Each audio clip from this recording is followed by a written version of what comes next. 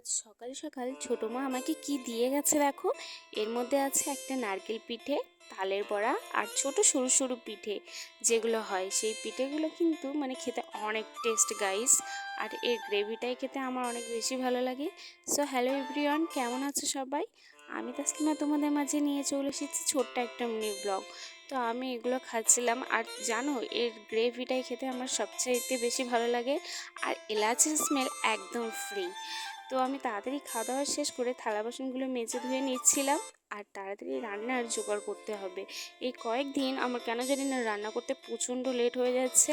আর তার মধ্যে কাল ভিডিওই তো দিতে পারিনি, কারণ ব্যস্ত ছিলাম। আর সত্যি কথা বলতে ভিডিওতে ভিউজ আসলে তাও ব্যস্ততার মধ্যে মনে হয় ভিডিও দিই। আমার ভিডিওতে তেমন ভিউজই আসে না, তাই ভিডিও দিতেও আর ইচ্ছে করছে না।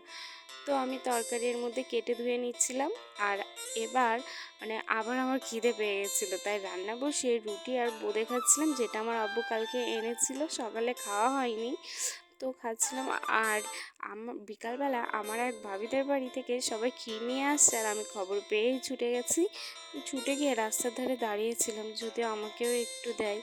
আর তারপর আমার এই ভাইপোটাকে নিয়ে একটু ঘুরু ঘুরু করছিলাম। আর রাতে খেয়ে দিয়ে ছোটমাদের বাড়ি চলে গেছিলাম, সেখানে গিয়ে দেখি ছোটো মা আমাকে দুটো চপ দিয়েছিল, যেটা ভাত দিয়ে তৈরি করেছিল। তো আমি তো এটা খেয়ে ঘুমিয়ে পড়বো। সবাইকে গুড নাইট।